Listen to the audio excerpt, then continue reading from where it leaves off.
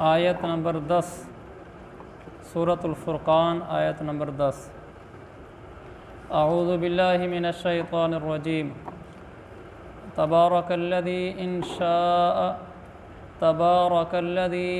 شاء جعل لك خيرا من ذلك جنات تجري من تحتها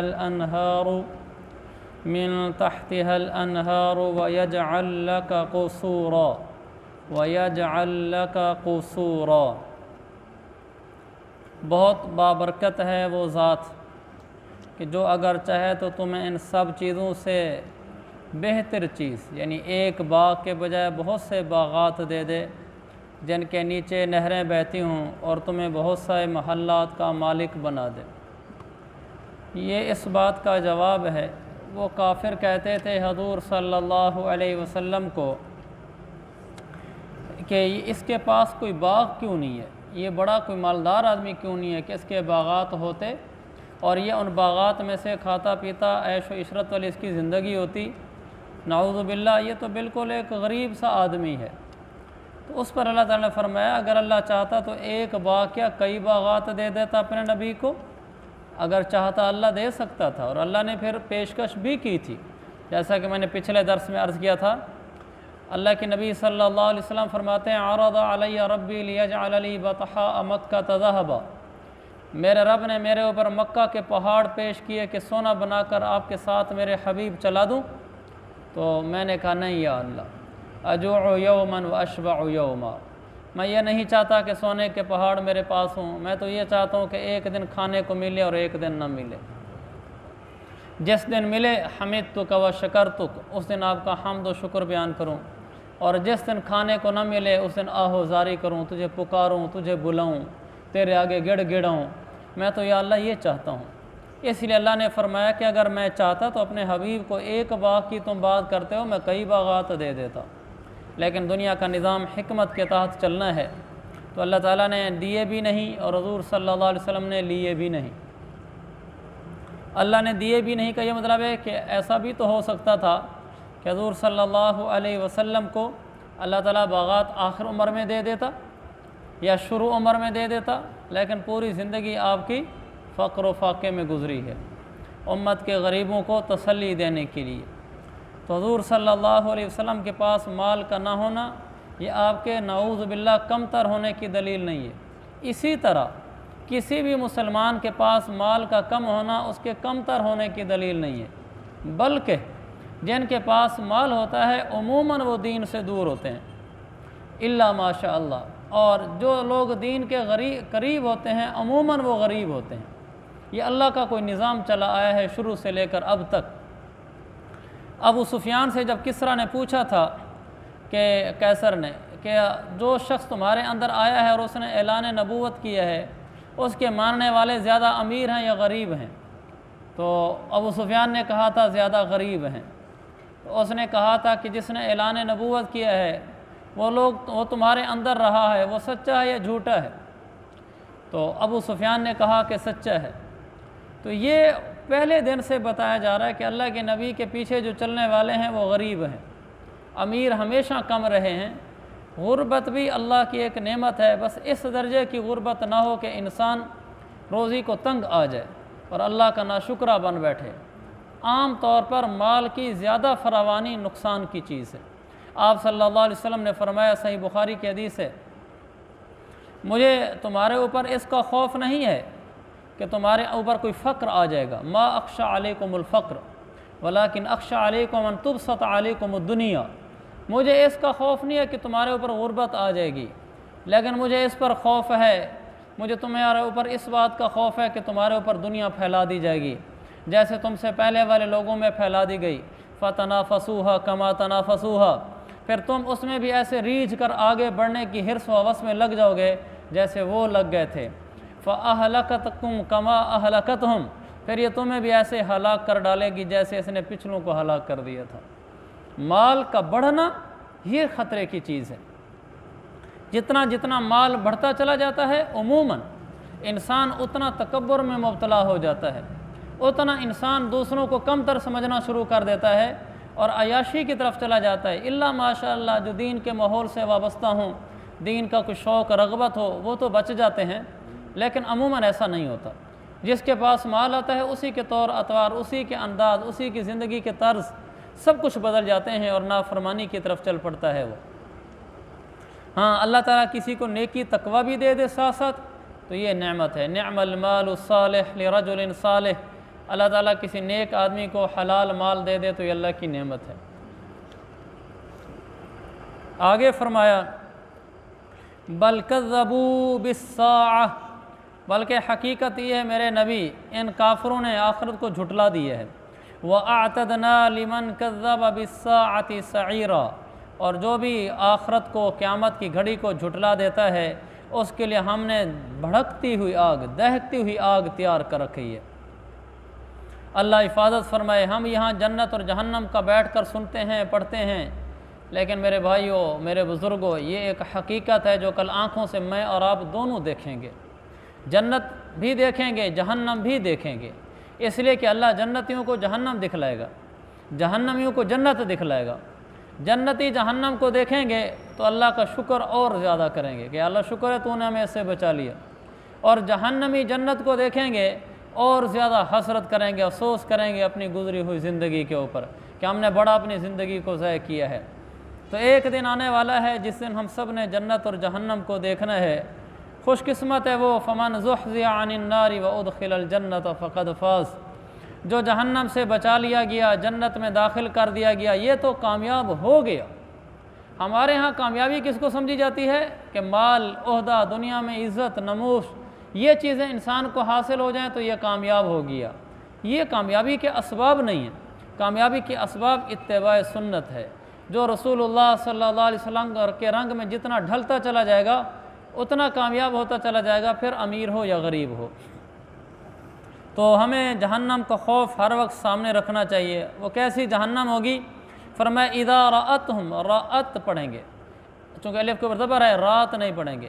اذا رأتہم من مکان بعید سمعوا لها تغیظا وزفیرا، جب وہ جہنم ان کو دور سے دیکھے گی تو یہ لوگ اس کے بپھرنے اور پھنکارنے کی آواز سنیں گے۔ الامان والحفیظ، جہنم بپھری ہوئی ہوگی، غضبناک ہوگی، غصے میں ہوگی، تغیظ کا معنی ایسی غضبناک ہوگی جیسے شیر اور سانپ اژدہا بپھرا ہوا ہوتا ہے، پھر ایسے پھنکار رہی ہوگی جیسے اژدہا بڑا جو سانپ ہوتا ہے کوبرا، وہ اس وقت پھنکار رہا ہوتا ہے، یا ایسے پھنکار رہی ہوگی جیسے سانپ پھنکارتا ہے اور شیر دھاڑتا ہے، ایسے اس کی دھاڑنے کی آوازیں آ رہی ہوں گی، چیخنے کی آوازیں آ رہی ہوں گی، اور 70,000 فرشتوں کے ہاتھوں میں اس کی لگامیں ہوں گی جو اس کو پکڑے ہوئے ہوں گے، قابو کیے ہوئے ہوں گے۔ یہ جہنم اس حالت میں سامنے آئے گی، اور پھر ان لوگوں کو اٹھا کر اس میں کس طرح ڈالا جائے گا؟ وَإِذَا أُلْقُوا مِنْهَا مَكَانًا ضَيِّقًا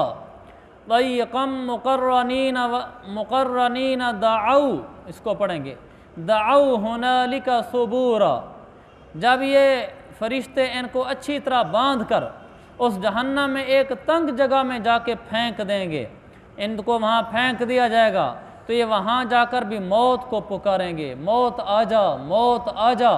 کہاں ڈالیں گے؟ اللہ نے فرمایا مکانً ضیقًا، جہنم میں بھی ایک آگے تنگ جگہ ہے، مقرنین، ان کو ہاتھ پاؤں باندھ کر ڈالیں گے، اتنی سخت تکلیف میں ہوں گے یہ۔ ایک تو بندھے پڑے ہیں، انسان ہاتھ پاؤں کھلا ہوا ہو پھر جل بھی رہا ہو تو کچھ تکلیف کم ہوتی ہے کہ حرکت کر لیتا ہے، ہاتھ مار لیتا ہے، لیکن اگر اس کو باندھ لیا جائے، پھر باندھ کر کے ڈال دیا جائے، پھر ڈالا وہاں جائے جو جگہ بالکل تنگ ہو تو تکلیف در تکلیف ہو جاتی ہے۔ میرے بھائیو، یہ قرآن ہے، واللہ یہ حق ہے، یہ سچ ہے، ایسا ہوگا۔ جہنم کے اندر ایسا تنگ کمرہ ہوگا جس میں لوگوں کو باندھا جائے گا اور باندھ کر ڈالا جائے گا، اور لوگ کہیں گے صبورا صبورا، ہے موت، اے موت آ جائے، اے اللہ میں موت دے دے، موت دے دے۔ اللہ فرمائے گا لا تدعوا اليوم صبورا واحدا، آج ایک موت کو نہ پکارو، وادعوا صبورا کثیرا، آج بہت ساری موتوں کو بار بار پکارتے رہو، اس کا کوئی فائدہ نہیں ہے۔ وہ دنیا تھی جہاں پکارنے سے فائدہ ہوتا تھا، آج پکارنے کا بھی کوئی فائدہ نہیں ہے۔ یہاں انسان بعض دفعہ خودکشی کر لیتا ہے کہ نہیں اس جہاں میں تکلیف سے چھوٹ جاؤں گا، آخرت کی تکلیف بہت زیادہ سخت ہے۔ یہاں خودکشی کر کے دنیا کی زندگی سے جان چھڑا لے گا، لیکن آخرت میں تو خودکشی سے بھی کام نہ چلے گا، موت مانگنے سے بھی موت نہیں آئے گی، اپنے آپ کو مارنے سے بھی نہیں مرے گا، موت موت پکارے گا لیکن وہاں موت نہیں ہوگی۔ تو یہ جہنم میں پڑے ہوئے چیخ رہے ہوں گے، بفری ہوئی جہنم ہوگی، پھنکارتی ہوئی جہنم ہوگی۔ اللہ حفاظت فرمائے، اللہ حفاظت فرمائے۔ فخر میں نہیں آنا چاہیے کہ میں نے جہنم میں نہیں جانا، اللہ سے پر امید ضرور ہو لیکن ڈر بھی ضرور ہو، کیا پتہ مجھے جہنم میں ڈالا جائے، جو آج بند کمرہ پڑھ رہے ہیں اس میں ہمیں نہ ڈالا جائے۔ اللہ تعالی ہم سب کی حفاظت فرمائے۔ قل اذالک خیر ام جنت الخلد التی وعد المتقون۔ اللہ تعالیٰ پھر پوچھے گا، ان سے کہا جائے گا اذالک خیر، بتاؤ یہ جہنم جس میں تمہیں باندھ کر بند کمرے میں ڈالا ہوا ہے، موت موت کرتے ہو، یہ بہتر ہے کہ یا وہ ہمیشہ کی جنت بہتر ہے جس کا میں نے اپنے متقی لوگوں سے وعدہ کیا تھا؟ آج میرے نیک بندے وہ جنت کے اندر ہیں، وہ دنیا میں تقوی کی زندگی گزارتے رہے، گناہوں سے بچ بچ کے زندگی گزارتے رہے، معاشرت ان کی گناہوں سے بچ کر تھی، معیشت ان کی گناہوں سے بچ کر تھی، معاملات ان کے گناہوں سے بچ کر تھے، وہ ہر بات میں یہ دیکھتے تھے کہ کہیں گناہ تو نہیں ہے، وہ ان سے بچ بچ کر زندگی گزارتے رہے۔ ان کو دیکھو میں نے آج جنت دے دی ہے، وہ جنت بہتر ہے یا یہ جس جہنم میں تم پڑے ہو یہ بہتر ہے؟ کانت لہم جزاء و مصیرا، اللہ تعالیٰ فرماتا ہے وہ ان کے لیے انعام ہوگی اور ان کا آخری انجام ہوگا۔ جنت اللہ کی طرف سے انعام ہوگی اور آخری ٹھکانہ وہی ہوگا، اس کے بعد آگے کوئی جگہ نہیں ہے، کوئی جہان نہیں ہے۔ دنیا میں تو انسان ڈرتا ہے کہ مرنے کے بعد ایک اور جہان ہے، پتہ نہیں کیا بنے گا۔ جنت میں جانے کے بعد عیش و عشرت ہوگی، پھر آگے کوئی جہان نہیں ہے، ہمیشہ کی عیش و عشرت مبارک ہو۔ کیسی زندگی ہوگی؟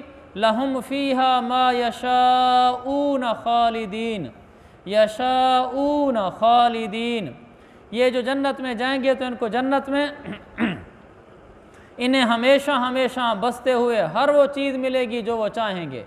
دو انعام یہاں ذکر کیے گئے ہیں، ایک تو خالدین ہمیشہ کی زندگی ملے گی، اور دوسرا ما یشاؤون، جو یہ چاہت ظاہر کریں گے اللہ اس کو پورا کرے گا۔ دنیا میں میرے عزیز بھائیو بہت ساری چاہتیں انسان کی اٹھتی ہیں لیکن وہ شریعت کے مطابق نہیں ہوتی، ان چاہتوں کو دفن کر دینا چاہیے۔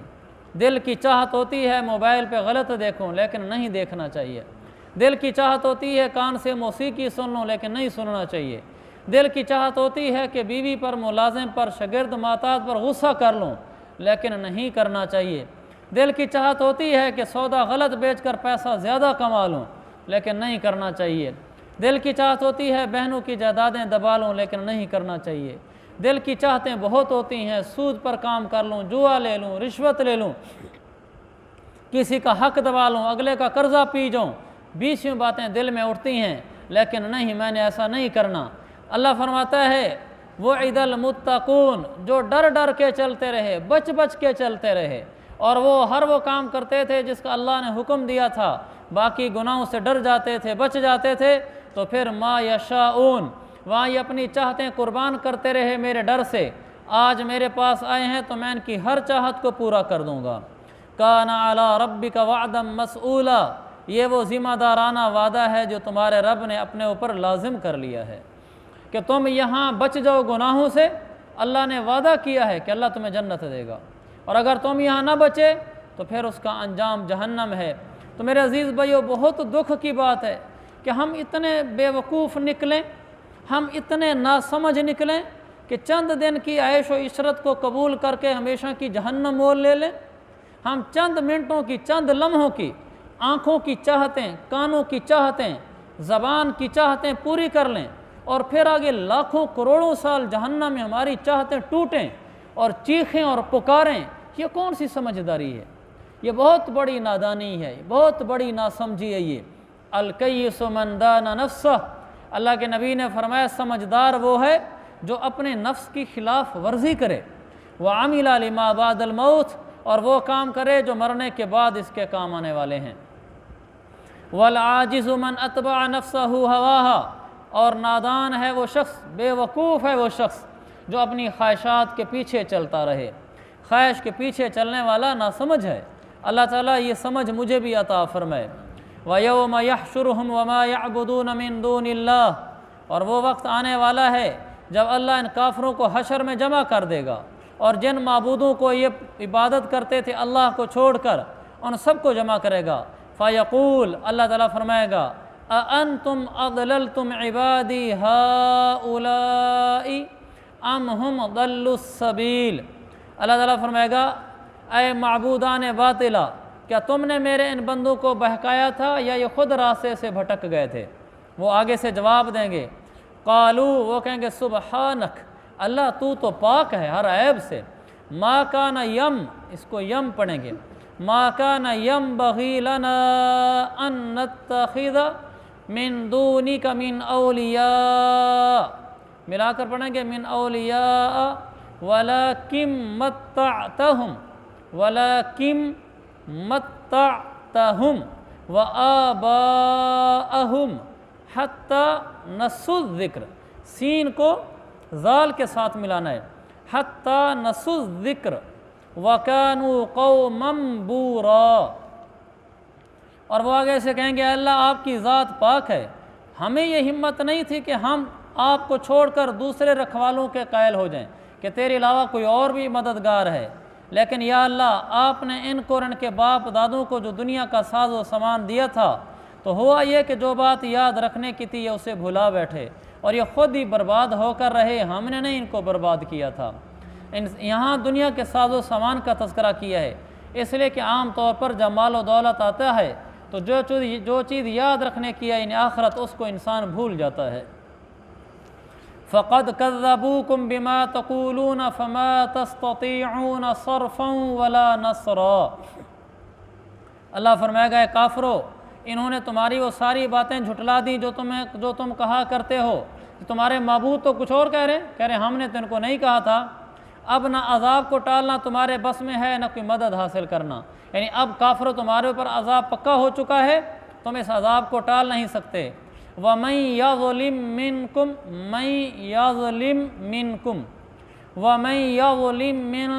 نُذِقْهُ عَذَابًا كَبِيرًا، اور تم میں سے جو کوئی ظلم کا مرتکب ہوگا ہم اسے بڑے بھاری عذاب کا مزہ چکھائیں گے۔ ظلم والے پر اللہ کا عذاب نہیں آئے گا، اللہ کا بھاری عذاب آئے گا۔ یہ ظلم ہے کہ کسی انسان کی بے عزتی کرنا، یہ ظلم ہے کسی کا مال دبا لینا، یہ ظلم ہے کسی انسان کے ساتھ زیادتی کرنا، یہ ظلم ہے کسی کے بارے میں صحیح فیصلہ نہ کرنا۔ تو ظلم بہت سارے ہیں ہماری زندگی میں، جو لوگ ظالم ہوتے ہیں ان کو اللہ بڑا عذاب دے گا، اور ہمارے معاشرے میں ایک بہت بڑا طبقہ بیویوں کے ساتھ ظالم ہے، اور اپنے ماتحت کام کرنے والے بچوں کے ساتھ ظالم ہے، کہ یہ جو بعض ورکشاپوں میں، بعض دکانوں میں، بعض کاروباروں میں بچے کام کرتے ہیں یا ماتحت کام کرتے ہیں، تو بڑے آدمی ان پر ظلم کرتے ہیں۔ کسی کی مزدوری کھا جاؤ، اس کو پورے پیسے نہ دو، یہ ظلم ہے کہ آپ کے ملازم نے آپ کے ساتھ کوئی زیادتی کر دی یا آپ کی کوئی بے عزتی کر دی، اور آپ نے آگے سے کہا کہ نہیں دیتا تمہاری تنخواہ، جو کرنی ہے کر لے، یہ آپ نے ظلم کیا اس کے ساتھ۔ اس نے آپ کی بے عزتی کی، آپ بے عزتی کر لیں، آپ اس کا پیسہ تو نہیں دبا سکتے، آپ اس کے پیسے کو تو نہیں اپنے پاس رکھ سکتے۔ اگر آپ نے ایسا کیا تو آپ نے ظلم کیا ہے اس کے ساتھ۔ اس نے کوئی چھوٹی موٹی غلطی کی اور آپ نے اس کے 5 دن کی دہاڑی کاٹ لی، پیسے کاٹ لیے، آپ نے اس کے ساتھ ظلم کیا ہے۔ تو کسی آدمی کے پیسے بنتے تھے اور آپ نے اسے کم دیے، باقی دیے نہیں، وہ روتا پہ چیختا رہا، یہ آپ نے اس کے ساتھ ظلم کیا ہے۔ آپ نے بہن کی، بھائی کی جائیداد تھوڑی سی زیادہ لے لی، اس کو کم دے دی، آپ نے اس کے ساتھ ظلم کیا ہے۔ جو آدمی ظالم ہوتے ہیں نذقہ عذابا کبیرا، اللہ فرماتے ہیں ہم اسے بڑا عذاب دیں گے، چھوٹا عذاب نہیں دیں گے۔ اللہ تعالیٰ ہم سب کی اس سے حفاظت فرمائے۔ آگے فرمایا وَمَا أَرْسَلْنَا قَبْلَكَ مِنَ الْمُرْسَلِينَ إِلَّا إِنَّهُمْ لَيَأْكُلُونَ الطَّعَامَ وَيَمْشُونَ فِي الْأَسْوَاقِ، اے پیغمبر ہم نے آپ سے پہلے جتنے پیغمبر بھیجے ہیں وہ سبھی ایسے تھے کہ کھانا بھی کھاتے تھے، بازاروں میں بھی چلتے پھرتے تھے۔ تو لہذا کسی کا کھانا پینے میں لگنا یا بازاروں میں لگنا، بازاروں میں آنا جانا، خرید و فروخت کرنا، یہ اس کی نیکی، تقوی، تدین، دینداری کے خلاف نہیں ہے۔ بعض دفعہ ایسا بھی ہوتا ہے کہ بعض دفعہ کوئی عالم ساتھ کاروبار بھی شروع کر لیتا ہے، پڑھاتا بھی ہے مدرسے میں، مسجد میں امام خطیب بھی ہوتا ہے، ساتھ کوئی کاروبار بھی کر لیتا ہے۔ لوگ کہتے ہیں مولوی کو کیا تعلق ہے دکان کے ساتھ؟ ایسی بات نہیں ہے، اگر کوئی حلال کماتا ہے تو اچھی بات ہے۔ ہمارے ایک دوست ہیں، وہ ایک مدرسے میں، ایک مسجد میں امام بھی ہیں، خطیب بھی ہیں، تو اس کے ساتھ ہی انہوں نے کسی دوسری دکان پر نوکری شروع کی ہوئی تھی، سیکنڈ ٹائم وہاں بھی جاتے تھے، تو ان کے گھر کے سودا سلف لا کر دینا۔ تو مسجد کے اندر چونکہ ایک آدمی کی عزت ہوتی ہے، امام بھی ہو، خطیب بھی ہو، تو لوگ عزت کرتے ہیں۔ تو ایک نمازی نے ان کو کہا کہ مولانا آپ کی شان کے خلاف نہیں ہے، آپ بازار سے جس کے لیے آپ کام کرتے ہیں، آپ اس کے لیے ان کے گھر کے سامان، سودے سلف لے کر آ رہے ہوتے ہیں، ہاتھوں میں شاپر اٹھائے ہوتے ہیں، بوتلیں اٹھائی ہوتی ہیں، تو اچھا نہیں لگتا، آپ ایسا نہ کیا کریں۔ تو ماشاءاللہ انہوں نے بڑا اچھا جواب دیا، انہوں نے کہا جی ہاں مجھے بھی اچھا نہیں لگتا، لیکن میرے پاس دو راستے ہیں۔ ایک یہ ہے کہ جو تنخواہ مجھے ملتی ہے وہ اتنی نہیں ہوتی کہ میں اپنے گھر کے سارے خرچے چلا سکوں، بال بچوں کی خوشی، غمی، علاج سارے میں نہیں اسے کر سکتا۔ تو میرے پاس ایک راستہ ہے، یا تو پھر میں یہ کروں اتنی تنخواہ لوں اور اس کے علاوہ میں تم میں سے کسی کی جیب کی طرف جھانکوں اور اس کو اشارے کنائے سے پیسے مانگوں۔ دوسرا یہ کہ میں کسی کے ہاں ملازمت کر کے اپنا کما لوں، بھرا میں مجھے اس کے گھر کے سودے سلف لا کر دینے پڑیں، تو یہ میرے لیے کم شرم کی بات ہے کہ میں مزدوری اپنی کر کے کما لیتا ہوں، چاہے جائے کہ میں کسی سے مانگنا شروع کر دوں۔ اور بالکل صحیح کہا انہوں نے، کسی سے مانگنے سے اپنا کما لینا بہتر ہے۔ تو اگر وہ بازار میں چلتے پھرتے ہیں، خرید و فروخت کرتے ہیں، تو وہ کوئی برا نہیں کر رہے۔ وَجَعَلْنَا بَعْضَكُمْ لِبَعْضٍ فِتْنَةً، اللہ نے فرمایا کہ ہم نے تم لوگوں کو ایک دوسرے کی آزمائش کا ذریعہ بنایا ہے۔ اَتَصْبِرُونَ، کیا تم صبر کرو گے؟ ایک کی طرف سے تکلیف ہے گی، دوسرے کی طرف سے برداشت کا حکم ہے۔ تو آزمائش تو ہے لیکن ہمیں صبر کا حکم ہے۔ وَكَانَ رَبُّكَ بَصِيرًا، تمہارا رب ہر بات دیکھ رہا ہے۔ دنیا آزمائش کی چیز ہے، ہمیں کوئی تکلیف دے گا، تانا دے گا، سخت سست کہے گا، یہ میرے لیے آزمائش ہے، میرے لیے حکم یہ ہے کہ صبر کر، برداشت کر۔ تو جو صبر کر جائے گا وہ پار ہو جائے گا۔ اللہ تعالیٰ عافیت کی زندگی دے، اور کبھی صبر کا وقت ہے تو صبر کی توفیق دے۔